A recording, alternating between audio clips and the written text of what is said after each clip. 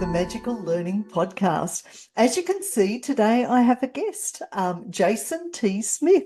And as always, I love to start with finding out, Jason, how has your week been? Wow, you're the first person to ask me that this week, Danette. So thank you. How thoughtful. It's already a busy week. I'm actually doing lots of podcasts. I was chairing a health forum yesterday. I'm proofing a few other manuscripts. Like, it's been busy. So, but who wants to be bored? I definitely do not have nothing to do. That is awesome. And well, when I get How's your week, Danette? my week's been awesome. Busy like yours. I've got a book, second book I'm writing, so did that over the weekend, and lots of workshops this week. So and a bit of travel, which will be awesome. But it's like spring here, so I'm absolutely happy in my happy place. So let's start, Jason. I'd love for you to tell our listeners and viewers a little bit about your fascinating journey. Yeah, and it's always interesting talking about your own story, because of course everybody has a story. I'm not unique; just happens to be the only story I've got to tell, and it's hard to know where to pick up my crazy adventures and experiences. But I often start by saying to people, I am a very accidental businessman. I am a I am a reluctant franchisor. I am a failed medical missionary. I am a passionate physiotherapist, but a very unlikely entrepreneur. And so that purposefully creates mystery and curiosity and ambiguity in my story, but not because I'm trying to be clever, but because that's actually how it really is. I And love so, that. yeah, at 24 years of age, I had my midlife crisis, if I can say it that way, like my quarter life crisis. I was an early bloomer. And most people know a midlife crisis, the cliche, you get a slick haircut, you dress in skinny jeans, you go buy a red sports car, or in my case, a Harley Davidson. But I didn't wait till my 40s. I was 24. I was a graduate physiotherapist. I thought my whole life would be about working in the developing world. My wife was from Brazil. She'd seen abject poverty. She was an intensive care nurse. We thought we were the perfect package, really, to be able to go and support, third world missionary medical projects. And it just never turned out that way. I got stuck in suburbia, running a hobby business out of the garage at home. And that's kind of where my story goes, on a very different arc to what I ever expected. Oh, I love that. And we'll talk more about that arc as we go. You've got the book Unlikely coming out, or is it out already? I didn't actually check. I have a copy. You don't, but I have a copy. I love that. This is the test copy that I'm just doing the final proofs and markups on, but it's due to be released on the 1st of October. Excellent. So I'm really curious, what got you thinking about writing this particular book? Yeah. So I've written a few books previously, but they had very distinct purposes for very specific audiences. Actually, I didn't set out to write this book. This is a bit of an accident too, so that you can see a bit of a theme emerging in my life, Danette. I don't do anything I do well.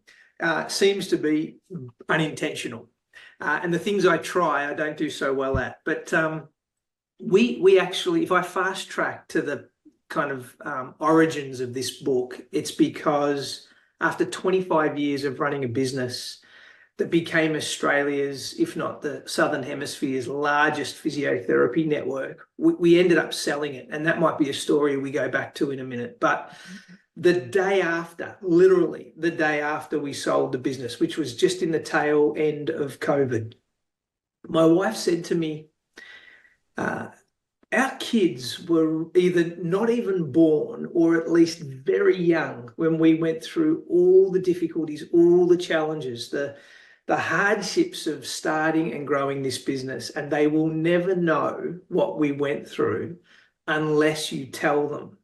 So she suggested to me just to jot down a few memories.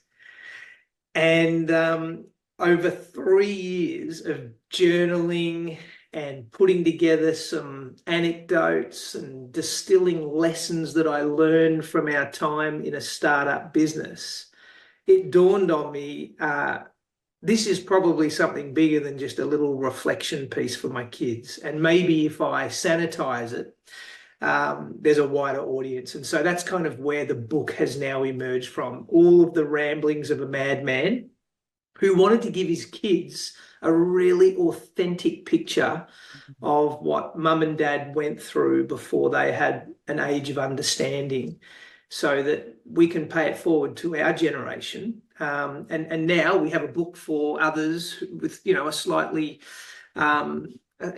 modified version than what our kids have got to read, but it's nonetheless, I think, still a very honest account. I love that. And what a beautiful gift for your children. Yeah, I think so. Yeah, because when they're young, they don't really appreciate. We've got so this is second gen business that my husband and I started, and we've got a couple of our children work in the business. Wow. And I just love that idea of being able to share those, things that happened when they were really young. That's beautiful. I think what an honor, hey, to have your kids working with you. Oh, so blessed. One of our middle boys, we have 3 boys, but one of our middle boys always said, once he got to that cute age of starting to project what he wants to be when he grows up, he says, Dad, I want to run your business. I want to become a physio and I want to run your business. And it really moved me to the point where I believe that narrative too. So you could imagine when we did sell, and he was only a young teen at the time, the rest of the family were partying at the notion that this whole event had happened. They were celebrating, but my one child kind of felt for a moment, well, what am I going to do now? You've got rid of the business. Because the notion of working with your kids is beautiful. In our case, not to be. Yeah. Well, yet. Who knows? Yeah, true. I'll support him in his business. Nice. Yeah. And what a beautiful thing to have such a wonderful mentor as well.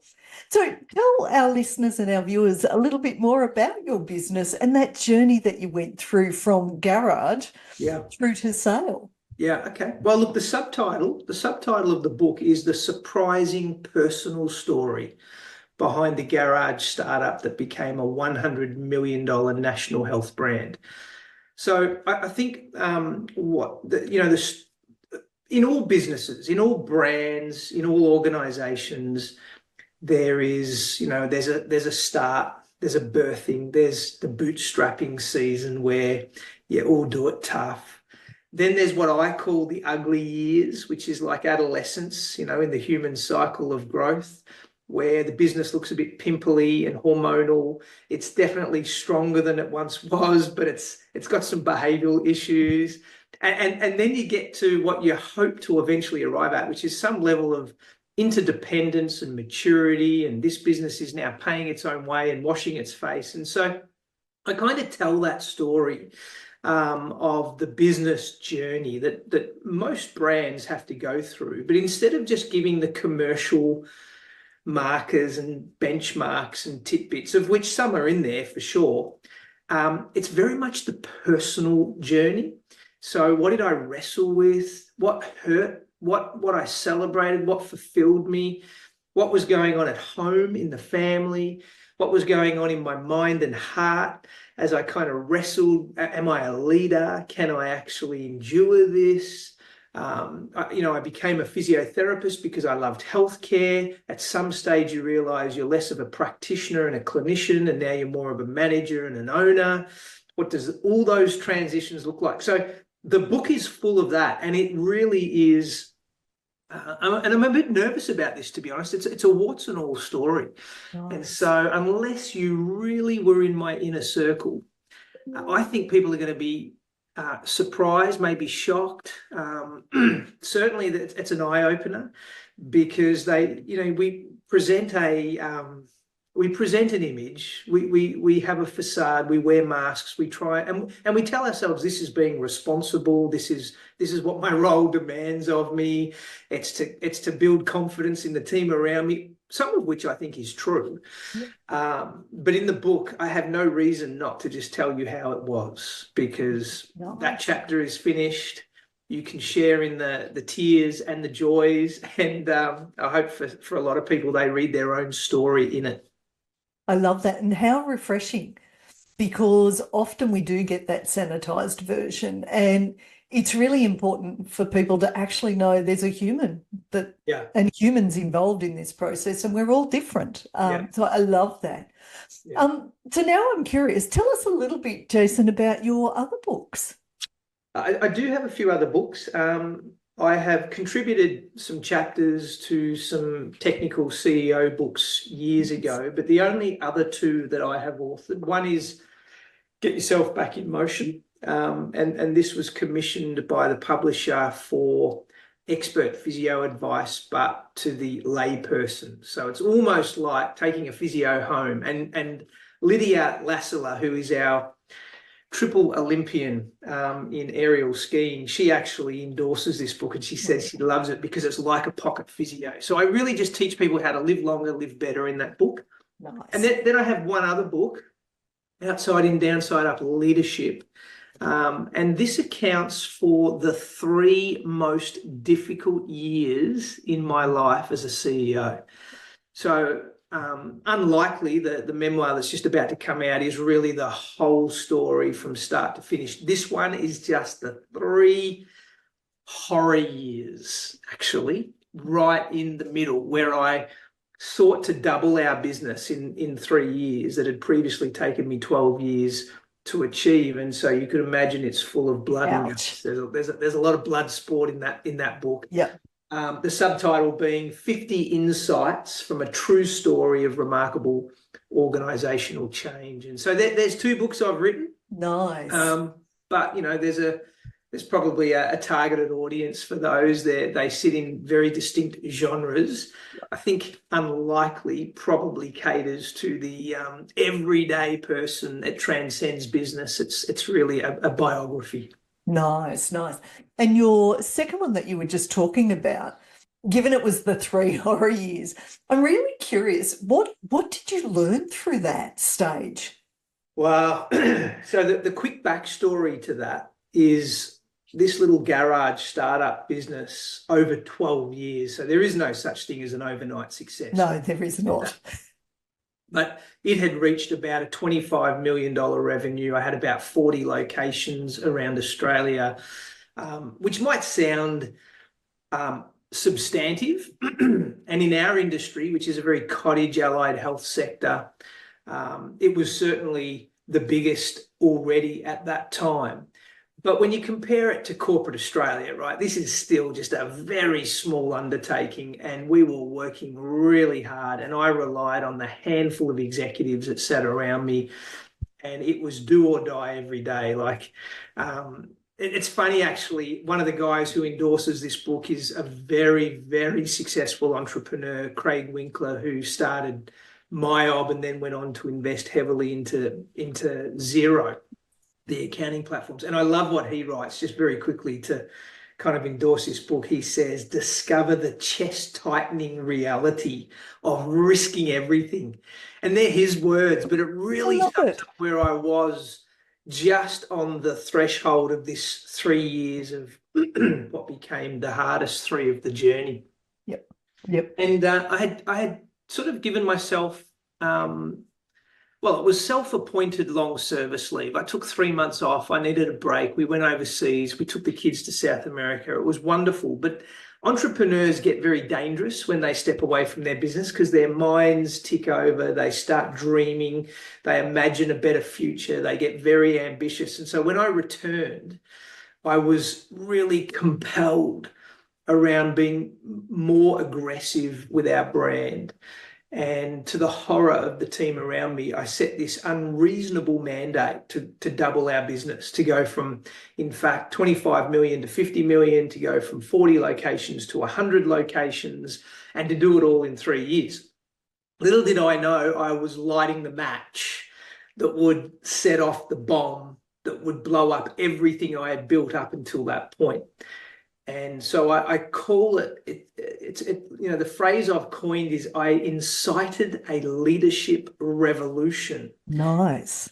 And not because I'm clever, but because I'm naive, because I underestimated how much this would pull on us in all different directions. Within 6 months, I actually released from employment every one of my national support team. So that was 20 people. And then I invited them to reapply for a job. And, it's a little bit of gameplay, right? But in the psychology of it, I didn't want them to think tomorrow was going to be just another day at work. Yes. I needed them to recognize we were going to do things differently. The culture was going to step change. Whatever I used to do or used to be or what you thought I was, I'm now actually signposting to everybody. Tomorrow is a new day with a new set of goals and objectives. And so 18 of those 20 reapplied for their job and were successful, but on new terms, new expectations. Nice. I released 2 to a new adventure. And we set about reinventing ourselves. And I'm saying almost every aspect of life in our office, the way we talked, the way we thought, we pulled down partition walls, literally. We got rid of all the offices. We went, collaborative style. We went peer accountability. My role as owner or boss became redundant. I was one of the team. We are in the trench together. It's a contest of ideas. Nice. And we went hard on ourselves, but to pretend that was all romantically beautiful would, of course, misrepresent it. It was hard, really hard. Yep. And I lost more people as we kind of sorted the wheat from the chaff. And it's not good and bad people. Yeah. It's just people who are prepared to live the new regime. Yes. But you know what? At the end, we exceeded our target. That's so awesome. That's a credit to the people who were brave and went for it. And so that's kind of the story of that second book. I love Outside that. In, Downside Up. And I use that title, Outside In, Downside Up, because it felt like we went into a washing machine. And of course, the cliche is inside out or, upside down. Yep. But I'm saying this was even more disorientating than that. So that's kind of the axiom that we started to brand our hearts with during that period. Yep. Oh, that's gorgeous. Yeah. I watched a video yesterday by Dr. Benjamin Hardy, who has a book called Your Future Self. And he's writing a new book about disrupting, and he was talking about impossible goals, and it so resonates with what you just shared. So I'm going to get a copy of that other book of yours and have a good read too. Yeah. And it's interesting because people are like, oh, I've read that book. Why do I want to read this one? And I'm like, that's a good question. This book is 2 paragraphs. Yeah. In this one. Like I literally just say, hey, this was the period, the ugly period, the 3 years of going to hell and back. And I don't have the heart to repeat it all. Yes. It's too painful. If you want to hear the detail, there it is. Go there. I love it. And you want to disrupt yourself. Yes. I mean, we're gonna be disrupted. That is a given.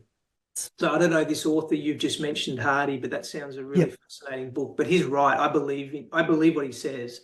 Yeah. We are going to get disrupted. The question is who's going to do it. And I think if you self-disrupt, you ignite the passion for innovation before you need it. You reset your trajectory and you leapfrog those inevitable dips otherwise in the momentum of your own story. I love that. Oh, we've got a number of younger generations in our business, and I know there's lots of people out there who are keen to start their own businesses. And given your experience going from garage through to actual sale, I'm curious, what sort of advice would you give them as they're thinking about starting a new business or starting a business? Yeah. Look, I do a lot of mentoring of both emerging business owners and seasoned executive teams and very large brands. It's funny, whenever somebody starts the conversation with a question, what would your advice be? I feel overwhelmed with mixed emotions. Genuinely. Tell me more. Yeah. And I think people hope for me to just say all the great reasons why you should do it. but I feel a tension to be candid with people, Yep. because for me the most important that I'd like your listeners to hear is eyes wide open. Eyes wide open. Just like you wouldn't want to go into a marriage on a fling of an emotion. You would want to make a calculated, determined commitment. Like, this is well considered. This is, without sounding too transactional, you want to have done your due diligence, right, before you commit to a lifetime till death do us part. In a similar vein, I think, starting a business is amazing. It is exciting. You are giving birth to something new. You are creating. This is a privilege. It is an honor, but eyes wide open, because it's easy to start a business. It's really hard to grow a business. It's actually more rare to succeed in divesting a business. And so, all these aspirations, I think, need to be bridled into some reality. So if I was talking to a young person, or anyone really looking to start a business, because I coach some 60 and 70-year-olds, can you believe it, who are actually still looking at new initiatives, and it's amazing. It's inspiring. It's this idea of eyes wide open. And I would suggest three things, amongst 100 of others. These would be the three that I'd really kind of want to start with. Number one is why. Very obvious, I know. Lots been written on this, but still, it's inescapable. Unless you have a compelling why, like you need a purpose, a reason, it's going to get tested every day. So let's get it worked out at the front end, because I'd like to road test. I'd like to pressure test your why before you put your house on the line. So why. The second thing would be, decide now what lines you're not going to cross. Because in our enthusiasm, in our creativity, in our intention of disrupting a market and being risk averse and entrepreneurial, we have to push the envelope. We have to transcend some conventional boundaries. But the question is, what lines would you not cross? Let's decide before we get there, so that we recognize the danger signals before it's too late, because there's no coming back from some of that stuff. And in the marketplace, it's unforgiving. Trust is very, very fragile. And then the third thing I would say is, decide what the end looks like, so that you don't keep making sacrifices in the law of diminishing returns beyond what you actually sought out to achieve, because we can get sucked into the game and we can lose our family, we can lose ourself, we can lose our health. Three things that are very important to me. And sometimes it's the mirage of more. And actually, we've already gone past what we thought we were going to do this for. So why don't we just now enjoy and be fulfilled and content? So that would be the three things I would say to someone starting a new business. Great answer. I love that. So I'm curious, obviously during business, there are challenges and there are times when we fail. Would you mind sharing a lesson or two that you've learnt from that? Yeah. Sadly, and very unpopularly, I think the journey of most businesses is this experience of hardship, difficulty, personal crucible moments, scattered with some highlight successes and wins, but really 9 to 5, or in business, 6 a.m. till 10 p.m. is more characterized by oscillating between those 2 points in rapid fire. It's like this, you feel like a pinball in the arcade machine. So I feel like I've failed more than I've got it right. I feel like I have definitely fallen forwards into a lot of my unlikely successes, hence the title of the book. And so I got more than we have time to choose from. But, I'll just give you some examples. I mean, one of the really big, it's always people, really, Danette. It's always totally. people. Yeah. And I am very task driven. I am very linear. Like I'm a physiotherapist. I went to medical school. It's anatomy, it's physiology, it's science, not a lot of creativity, not a lot of EQ. It's taken me a long time to practice that. It didn't come naturally. And so when I started business and started employing people and building teams, I was very pragmatic. And actually it took me a long time after broken relationships, after I would hurt people, offend people, displace people, not intentionally. Yeah. Task-driven people don't do this for fun. They Yeah. just see the world through a different lens. And my wife has been an amazing coach to help unpack or release this capacity to recognize there's people on the end of all these conversations and emails. And so what I learned in that, and it was a hard lesson to learn, but it's very simple, really, is that people matter. Yeah. People matter. People matter more than anything else, more than the brand, more than the bottom line, more than next month's set of goals and objectives. People matter. People matter because without people, why do we even do this? Yeah. And I know I'm sounding very, very cliche, but actually, I reckon half the world don't get it as easily as the other half. Yeah. And we cerebrally acknowledge it, but experientially, we don't let it change the way we behave. And so I reckon the first half of my 25 years in business, I pushed against it. And I think in the second half, I started to lean into it.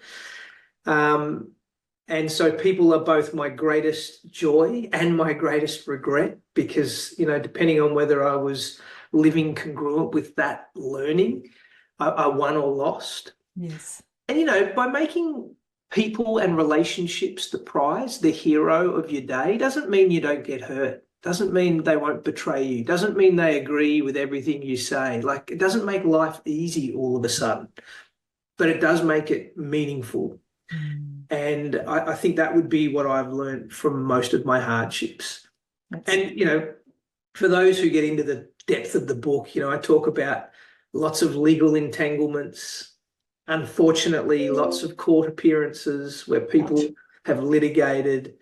In all my time, I only issued one court proceeding at the Supreme Court, and that was with somebody who, after 4 years, would not concede to the most basic of obligations, and it was causing distress to a myriad of other peoples. And so it was really a last-ditch sort of effort. But I'm actually not even condoning or excusing it. I'm just saying these were hardships. These were my realities. And in all the midst of that complexity, I still had to wrestle. But, there's people involved. It's not just money and brands and legal rights and obligations. It's people. And I'm not saying I did great at that. I'm saying I had to learn that. Nice. What a great answer. Thank you for that answer. So I'm really curious about what are you most grateful for? Wow.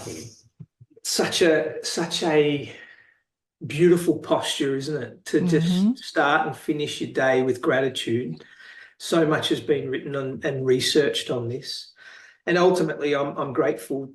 I'm grateful to God every day for the people, because we've just spent a few minutes talking about this. It's actually the people, firstly. So my wife, who has been long-suffering through all of this. I mean, she's a massive contributor to our story in all the obvious ways, but also in ways nobody ever sees, that she never gets the credit for.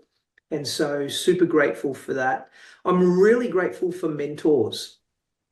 And I write about this in the book because I feel really, I don't know if I'm unique, but I feel privileged nonetheless that I've had 4 mentors over the course of my life from the age of 15, still to this day. Not the same person the whole time, but it's almost like a relay race or a passing of the baton. But I've never been without somebody I could go to just be a running mate, to be, maybe a father figure, maybe a peer, but maybe an older brother type. But I've never been without someone to journey life with, not always specifically business. But I'm really grateful for those people, because I wonder often, where would I be when I got to those big intersections? I didn't know whether to go left or right or keep plowing ahead. And it's those moments of debriefing with people who I know have my best interests at heart. They've been a few chapters ahead in their own story. So I put a huge value on mentorship. And that comes in different shapes and sizes, and we use different words. So I'm just being general, not too prescriptive, but I'm really grateful about that. And you know what? I'm grateful for my health. As a physio, I've made a career out of working with individuals who are not healthy. They're sick, they're injured, they're limited. And I think, 50 years ago, we measured wealth in terms of our bank account. I reckon 20 years ago, we measured wealth in terms of discretionary time. Like, I just want to live longer. I want to have flexibility. I want to be able to choose what I do. Like, there's choices creates a sense of wealth. I think today, as it stands, we should be measuring our wealth in terms of our health, because science is giving us longevity. We live longer, but we're not living better. We're actually deteriorating. It's traversing curves. What's the use of having money and having time if you don't have physical, mental, spiritual health? And I'm a health practitioner, so I think the most wealthy amongst us are the healthy, in that holistic sense. And so I'm grateful that I'm healthy, and I don't take that for granted. Love that. My coach used to say, you don't want to be the richest person in the graveyard. Yeah, exactly. Really good saying. I haven't heard that. It's great. It is good. So I'm really curious, what are you up to now? Well, I sold the business 3 years ago. We listed it through a backdoor pathway onto the ASX. I spent a year consulting to that new parent entity that managed our business and a few other acquisitions that we cobbled together.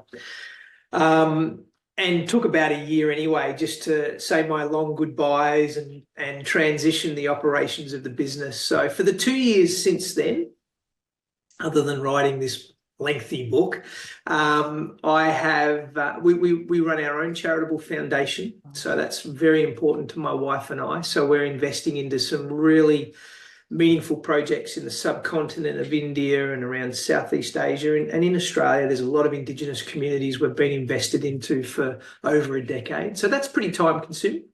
I chair a few boards, and including Halftime Australia, which is all around mentoring business owners as they're transitioning from the peak of their performing years into a life of paying it forward, giving back, being significant to those around them. And I think that's really rewarding work. And people did that for me. So this is now I'm in a place where I can return that favor. That lived experience moves on.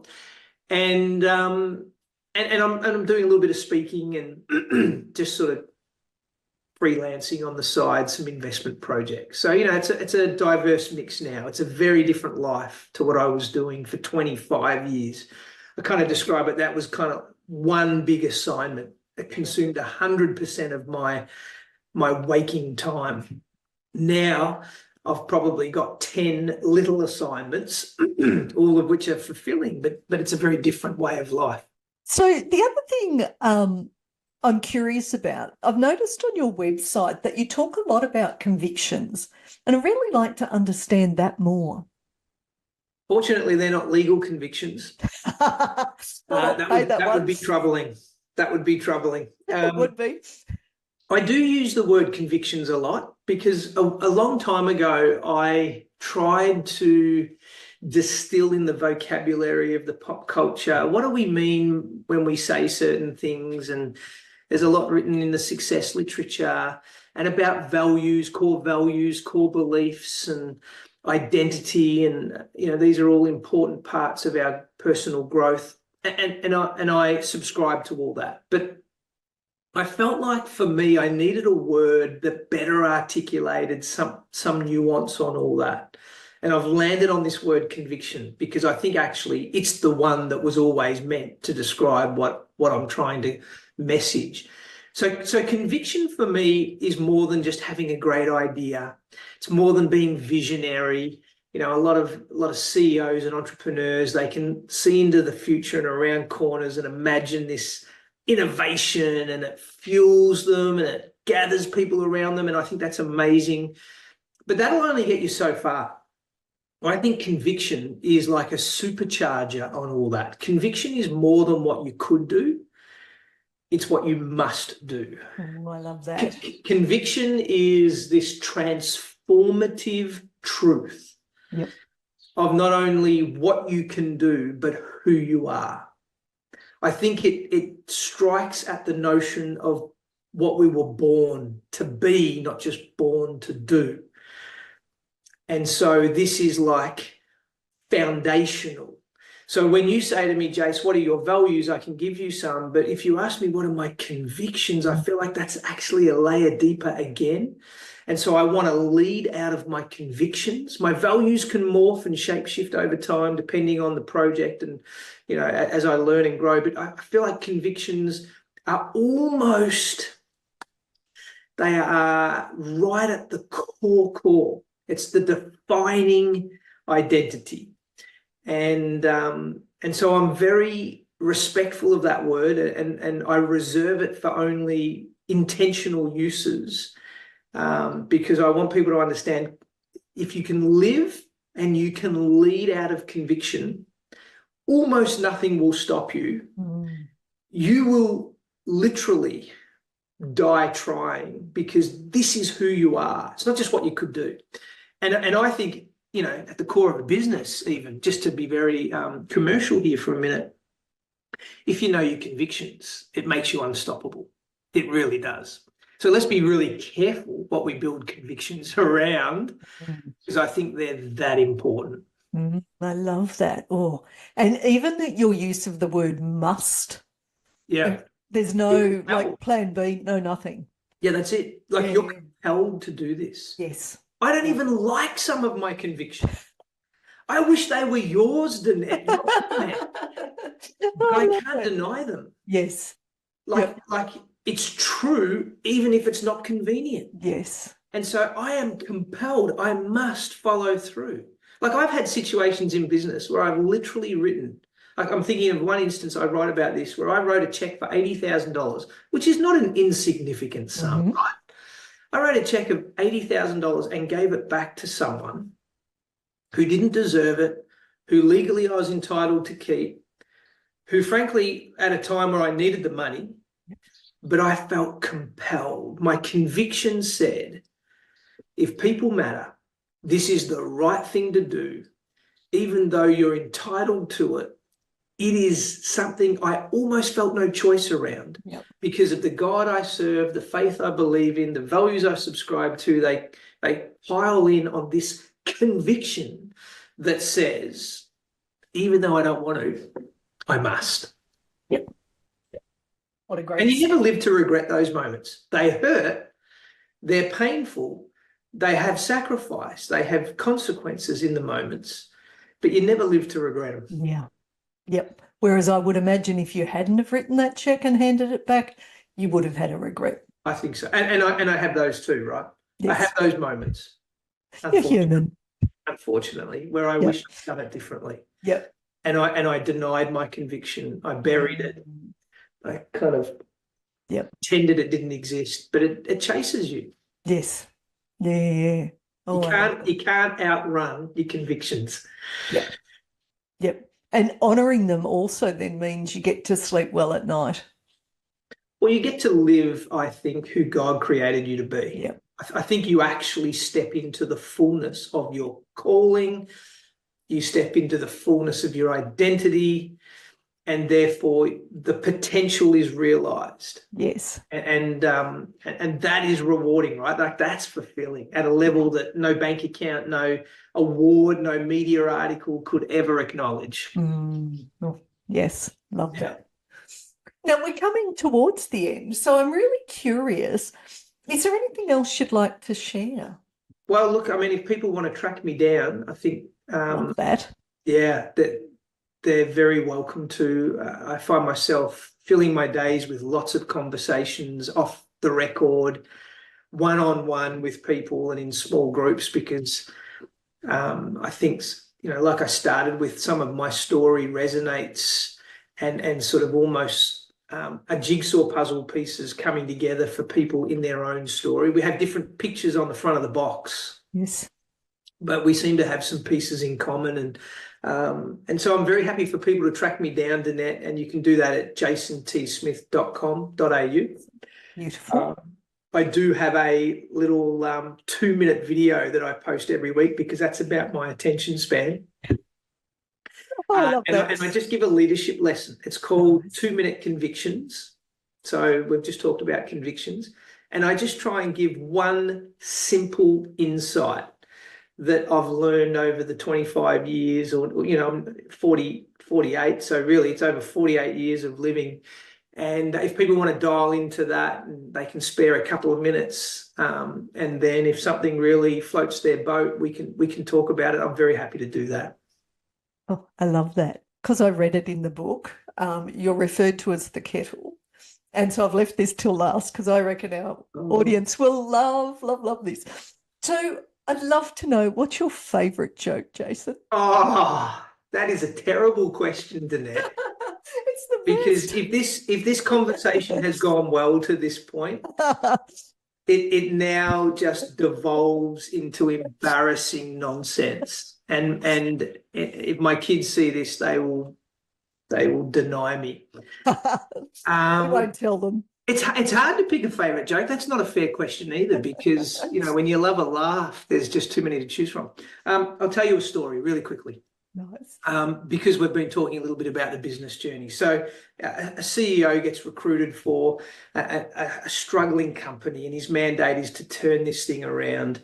And as he's walking into the office, the outgoing CEO just hands him 3 envelopes and says, when you get into trouble, rely on these envelopes. It's my best tip.